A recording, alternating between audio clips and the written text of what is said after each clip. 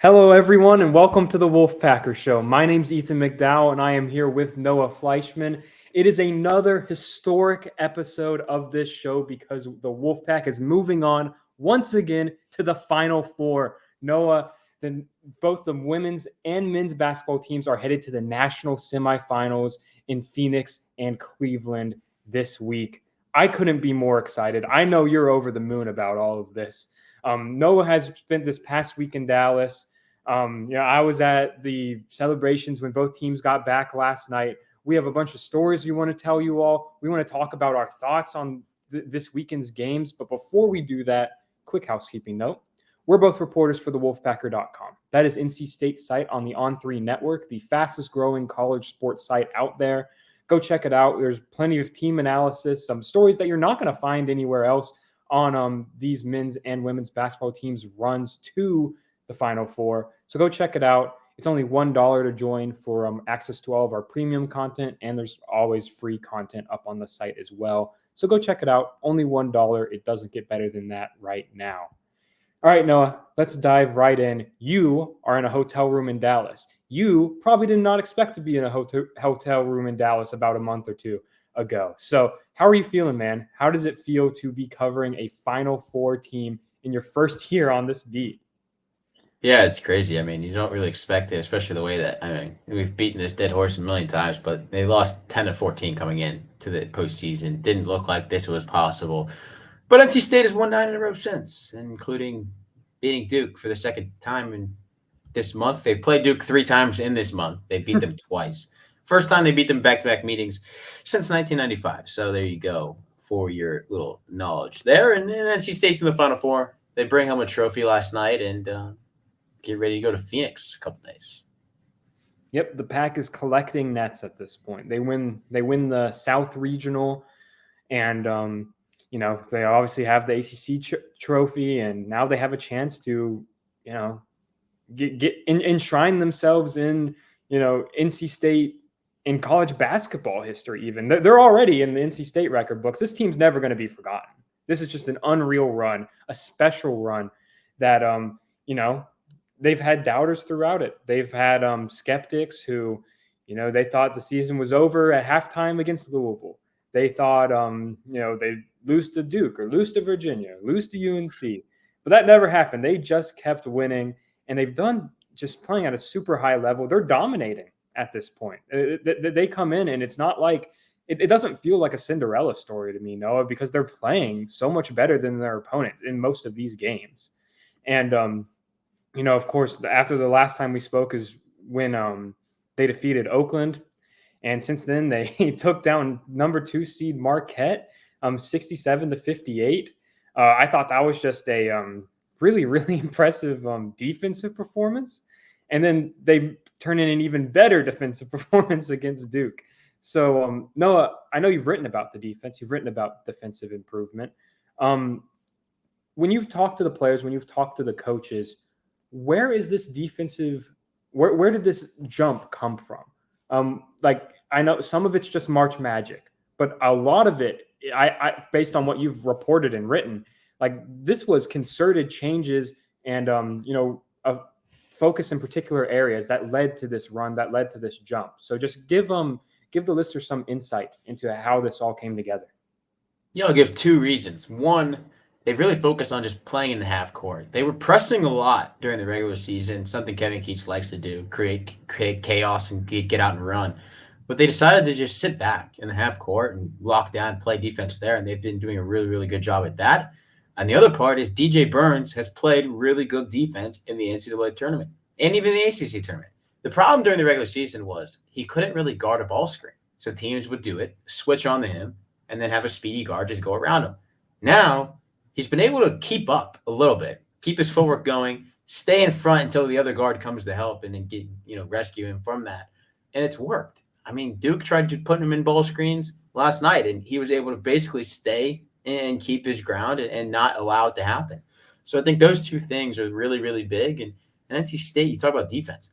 They held Duke to 32.2% shooting from the field last night. That's the best that NC State's done all year. This team is getting better as they play basketball, which is crazy to think about. This isn't like a team. You look back at the 83 team and what they did, make the run. They do that when they get Derek Whittenberg back from injury. Mm-hmm. Now, there's nobody coming back from injury. They're just playing better basketball at the right time. And it really speaks to the coaching job that Kevin Keats and his assistants have done to get this team clicking at the right time. And boy, if they played like this all year, they could be they would have been like a top 15 team in the country. And now they're a top 4 team in the country because there are only 4 teams left. Yeah. Yeah. So now they're staring down a matchup with Purdue. It is a matchup against one of the most well-known big men in the country in Zach Edey, 7'4" post player for them, matched up against DJ Burns, who at this point, man, is America's sweetheart. He is getting every NIL deal. He is getting, every national podcast, TV appearance ever, because America has fallen in love with DJ Burns for all the same reasons that, we've enjoyed covering him. Just such a nice guy and such a fun player to watch.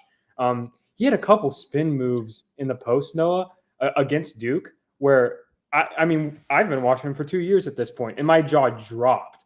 And it just seemed he's playing his best basketball since he arrived at NC State right now. It's just wild how many guys are peaking right now. And that's a credit to the staff, right? They're getting these guys prepared, getting them ready to go. Credit to the strength and conditioning staff for just having the whole team ready to rattle off these wins one after another with just so little time to recover in between. Noah, I know we've talked about DJ, both DJs. Obviously, I think Casey Morsell, Michael O'Connell, Mo Diarra, all playing at a super high level right now. I want you to highlight for us it can be a storyline about one of those guys or someone else, about an underrated storyline. If you have a good story about it from this weekend, that'd be great. But just an underrated storyline about how the Pack got here and how his history is being made before our eyes right now in Raleigh. Yeah, I wrote about it, came out a story today on the website, wrote about it last night, put it up this morning. Casey Morsell is an interesting guy. He's the longest tenured starter on this team. He started the last 2 years.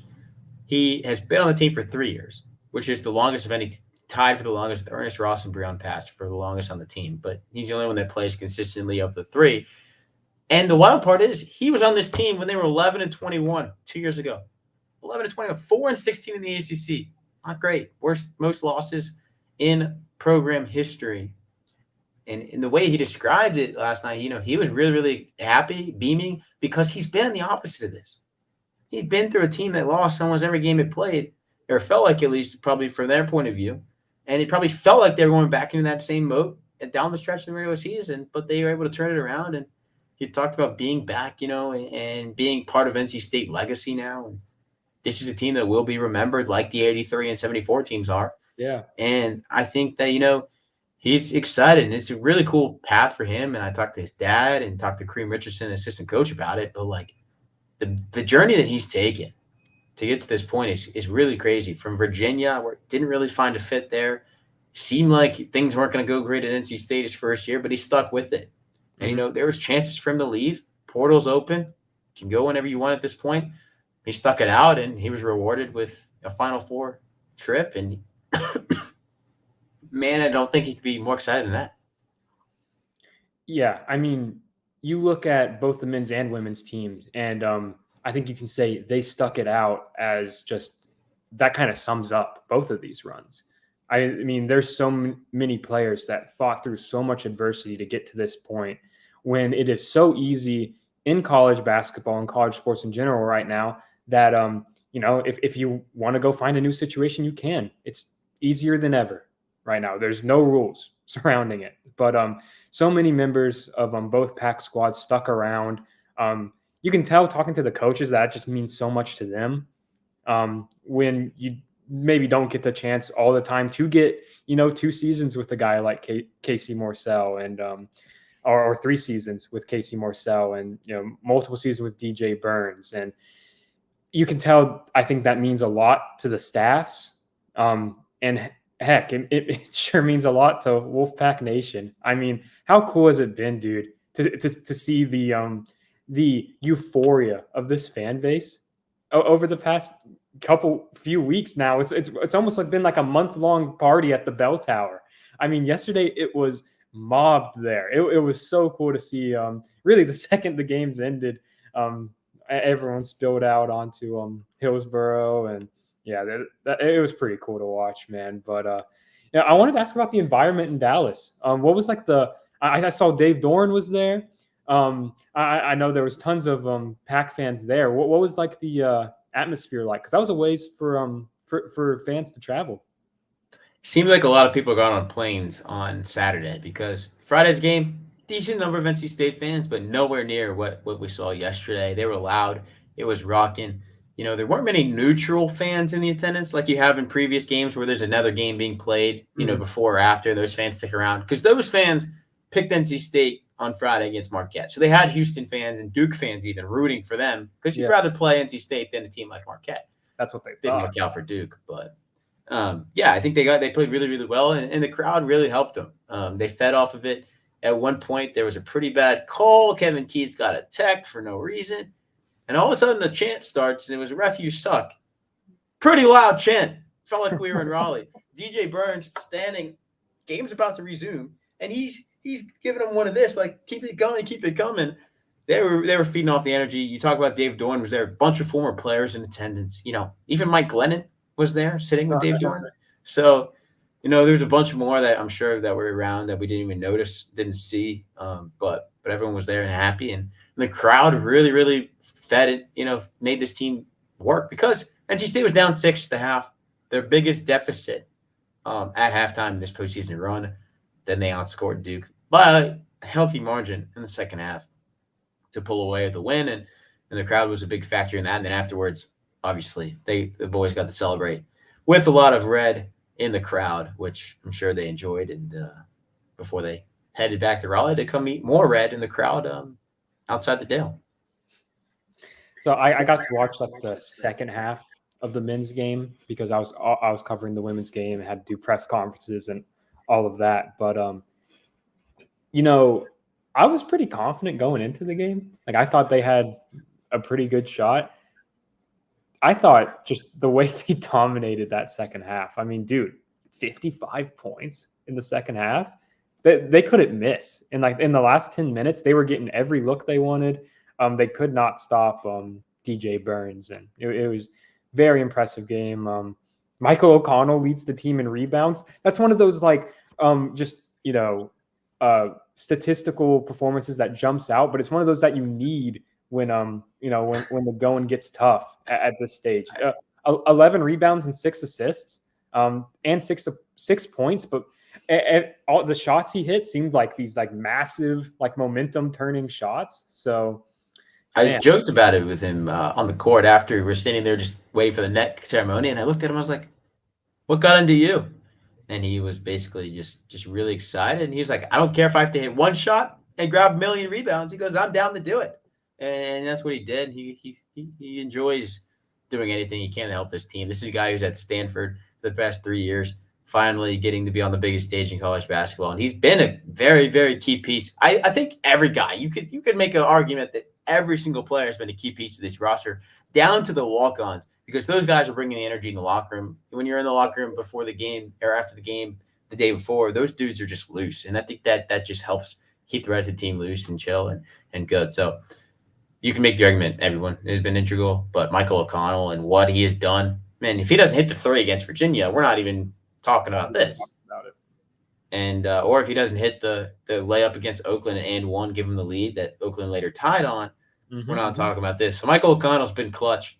And NC State fans, don't get too bummed because he's coming back next year too. So he's got one more year, and I think he is going to be excited to use it.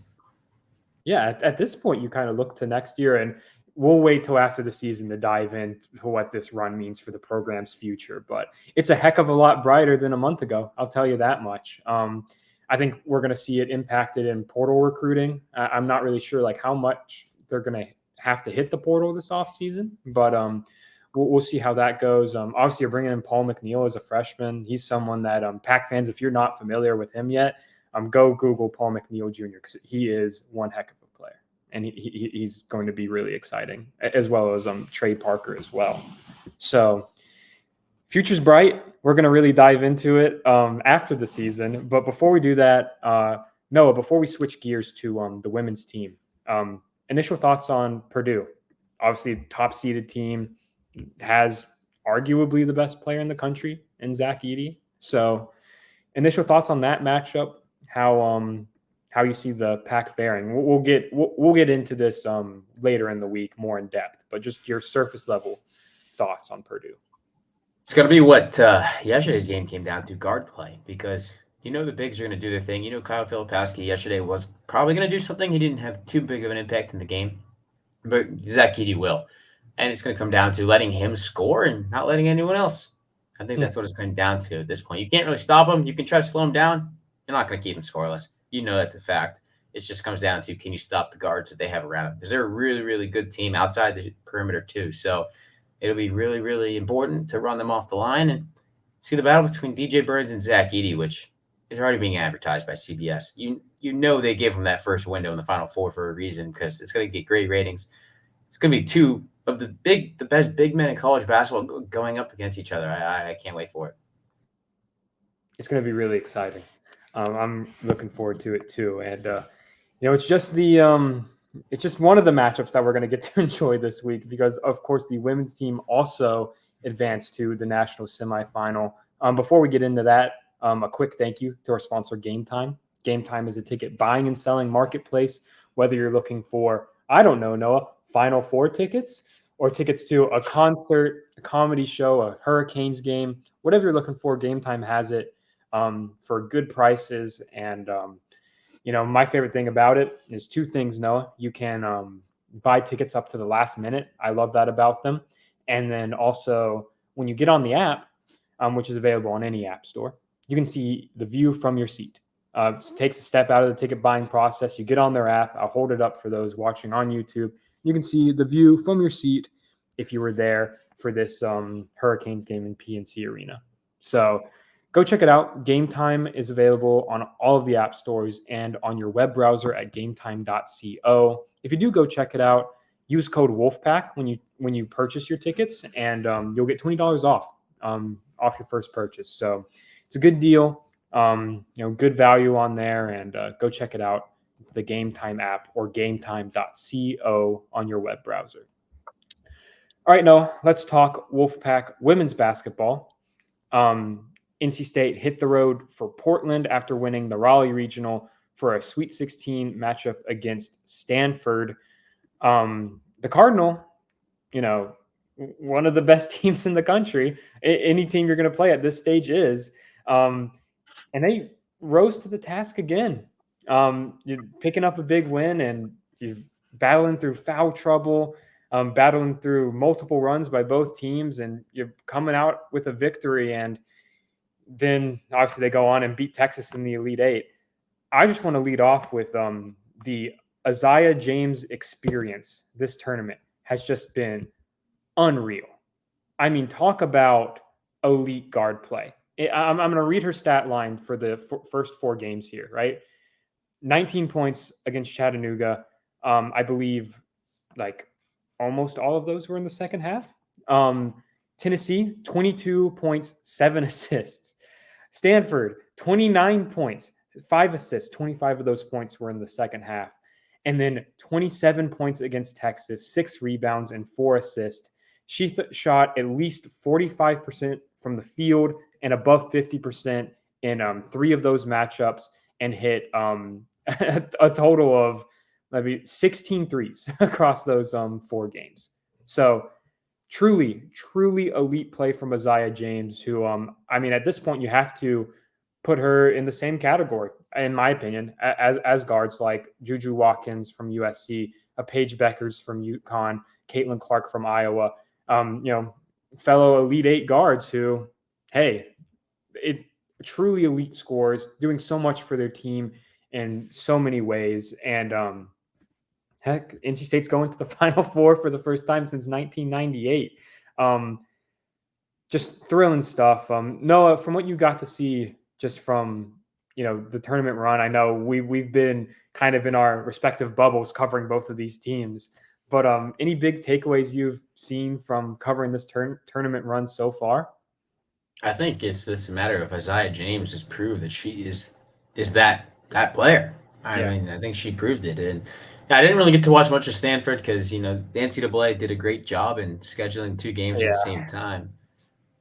But I saw a little bit of the game yesterday ahead of NC State men's game, but I think that she's proved that she's the guy.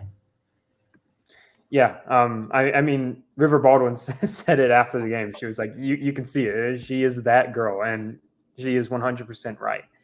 The Texas game, I mean, you come in, they've been underdogs for, their past two games, won them both, obviously. And against Texas, it was a concern of scoring points. The Longhorns had held Gonzaga to 46 points in the Sweet 16. NC State almost equaled that total in the first half. And Isaiah was a huge reason why. She hit 7 of 10 shots in the first half. And it's a matter of, I mean, at this point, I think the whole team recognizes that she's hot. So just keep feeding her. Against Stanford, Wes Moore said they were at one point just drawing up every single play. Every time they went down the court, the play was drawn up for Isaiah to get a good look, and that's what you have to do. It's one of those runs where one player catches fire at the right time, and all of a sudden you're going to a Final Four. Yeah, this time for NC State, it was Isaiah.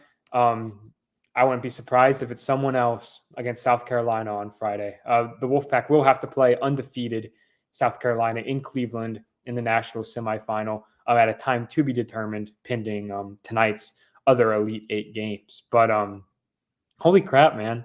What a run by them as well. They're playing exceptional basketball on both ends of the court. They're shooting it extremely well from three, which they knocked down 9 of 18 threes against Texas, which is great. It also carries the subtext of this all happened with two different 3-point lines in Portland. I'm sure if you watch these games, you saw the storylines here. But based on what we gathered from the post-game press conferences, it sounds like the bench across the 3-point line across from Texas's bench was the correct one, and the one in front of NC State's bench was about a foot short. Isaiah James basically said like it doesn't really it didn't really matter.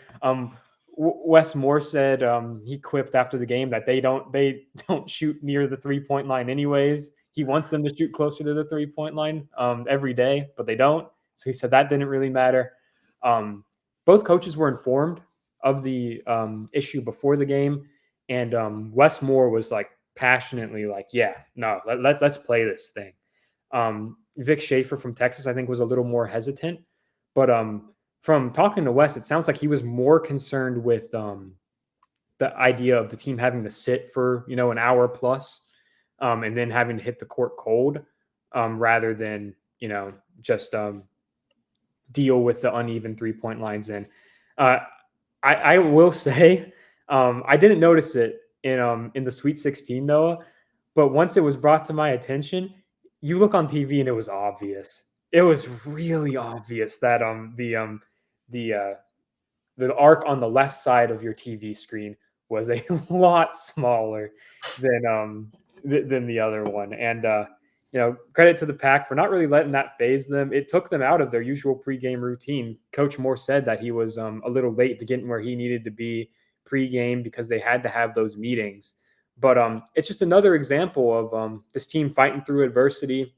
I think the most impressive thing, Noah, so far is that they're building these leads and then maintaining them throughout.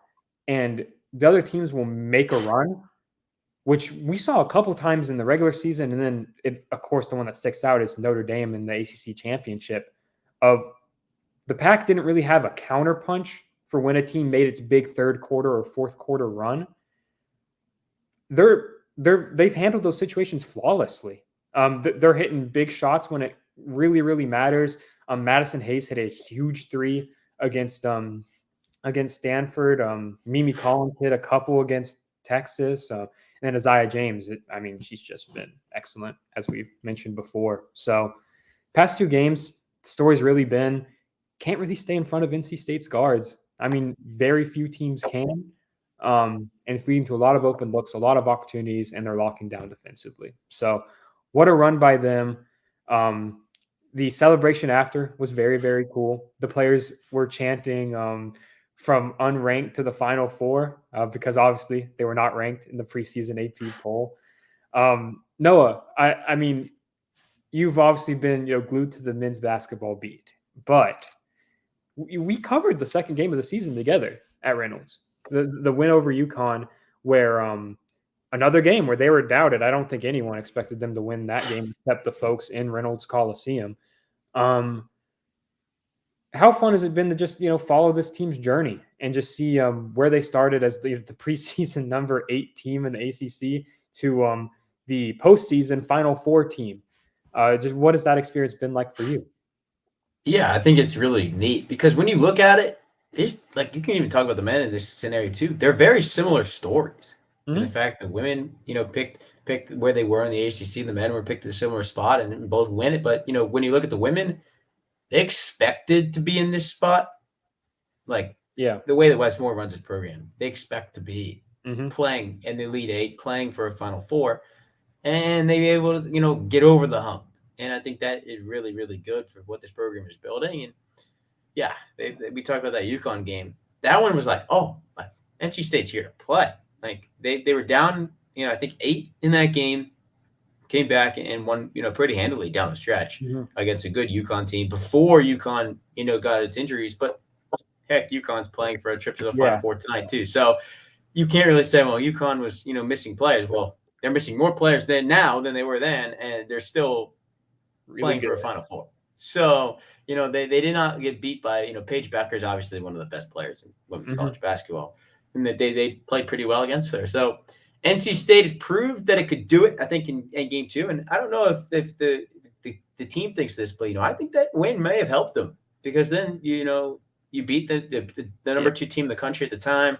They went down to the, Caribbean and beat the number 3 team in the country at the time in Colorado. Just a couple weeks later, and it really proved that this team could play. And obviously, a 14-0 start helps in that too. But heck, NC State proved it could do it. It's finally done it, and now it's got a big, big test in South Carolina. Dawn Staley, the program that's been the standard, the past couple of years in women's college basketball. That's what NC State wants to be, and now if they want to be that, they have an opportunity to prove it and beat Dawn Staley and the Gamecocks. And sure, we'll talk about it later in the week, but it's gonna be really, really fun, exciting, and people don't fret if you can't make the Cleveland because this game will be played in Charlotte next year too. So, yeah, heck, you can have it's potential. Like you can have 2 South Carolina NC State games in the next 5 NC State basketball games or something like that. So that's really exciting. That Ally tip-off event in Charlotte will be great next year. But before we get there, it will be a thrilling Final Four matchup, or another matchup against a former team. I feel like I've been like writing stories about that exact storyline just all season long. Of course, like Mimi Collins playing Tennessee and stuff, and now Snia Rivers playing her former team, the team she won a national championship with as a freshman. Great storyline there, and it's going to be a lot of fun. It is going to be a lot of fun to follow along with that game. Noah, did you know NC State's undefeated against top 5 teams this year? Against they have a chance to do it again. They have not lost, so they're playing top overall team in the country, undefeated. Haven't lost a regular season game in a long time. Obviously, their last loss was last year in the tournament, but it's going to be very, very exciting. I am super, super thrilled to be covering that run. I did want to, before we get out of here, wanted to mention Wes Moore. What a moment for him personally. He's a Hall of Fame coach. He'll be in NC State's Hall of Fame. He'll be in the College Basketball Hall of Fame as well. I don't think that there's much doubt about that, as he has 800 career wins. I think you could always tell that the double overtime loss to UConn ate at him consistently over the past couple years. I think he really cared about getting over that hump. And you could just see like the pure just joy in his face yesterday. I talked to Zoe Brooks's father last night, and he was saying that Wes was just walking around wearing the Elite Eight net from the arena in Portland around his neck, walking around. I went to the celebrations last night when both teams got back. The women's team got back around 3 a.m. Still a big crowd of Wolfpack fans. And the moment Wes got off the bus, he was swarmed for autographs and pictures. And he stood there and signed every one of them and took a bunch of photos with folks. Took time to talk to the fans. And the players did too. They stuck around to have those conversations. So you could tell this means a lot to him. Obviously worked with Kay Yao, and now he gets to do something that only Coach Yao had done in Raleigh. And now the Pack has a chance to, just keep making history, keep, entering uncharted territory. But nothing's really uncharted for this team because they've been through it all. So, don't doubt the Pack. I think if you can take away one lesson from this show, it's do not doubt the Pack. It is a fun time to be an NC State fan. It is a fun time to be an NC State reporter, as Noah and I can certainly vouch for. And we're really looking forward to continuing to cover these runs going forward. So looking ahead, we'll have a preview episode up later this week. We'll dive into both of these matchups. We're both traveling to the Final Four, which is very exciting. We're both thrilled to be Noah will be in Phoenix. I will be in Cleveland. And we'll, have full coverage from that. We're going to keep telling stories that hopefully are a little bit unique, stuff you won't be able to find anywhere else. So go check it out on the wolfpacker.com. And we're going to be there to cover it all. And it's going to be super, super exciting. All right. Thank you all for watching today. On behalf of Noah and I, we really appreciate you, sticking with us throughout this tournament run. We're excited to cover the rest of it. And we'll see you all, I believe, Wednesday. Yeah, Wednesday afternoon, probably we'll have the preview episode up, and we'll talk to you all then. So have a good one, and we'll see you soon.